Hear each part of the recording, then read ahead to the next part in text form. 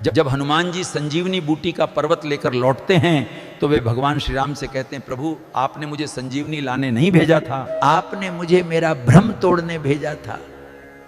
भगवान ने पूछा कौन सा भ्रम हनुमान? हनुमान जी बोले ये भ्रम कि मैं ही आपका सबसे बड़ा भक्त हूं, कि राम नाम का सबसे सच्चा जप करने वाला मैं ही हूं।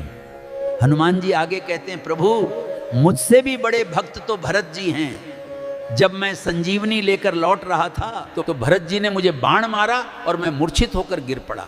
पर आश्चर्य ये था प्रभु, उन्होंने न तो संजीवनी मंगाई, न किसी वैद्य को बुलाया, उन्होंने केवल आपका नाम लिया।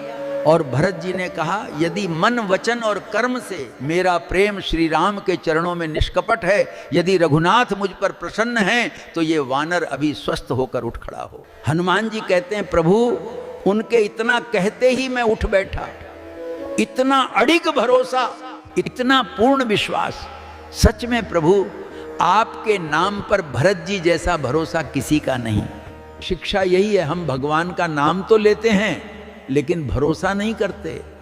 भरोसा करते हैं तो बेटों पर, धन पर, रिश्तों पर, कि बुढ़ापे में बेटा ही सेवा करेगा, पैसा ही साथ देगा। हम भूल जाते हैं कि जिसका नाम जपते हैं वही तो वास्तव में सब कुछ है। दूसरी बात प्रभु, हनुमान जी कहते हैं जब बाण लगा प्रभु तो मैं गिरा, पर संजीवनी पर्वत नहीं गिरा, क्योंकि पर्वत को तो आप उठा रहे थे। और मैं ये मान बैठा था कि पर्वत मैं उठा रहा हूं। उस दिन मेरा ये अभिमान भी टूट गया। यही हमारी भी भूल है। हम सोचते हैं घर की जिम्मेदारी मैं उठा रहा हूं, परिवार मेरे कारण चल रहा है। सत्य यह है कि हम न रहें तब भी जीवन चलता है।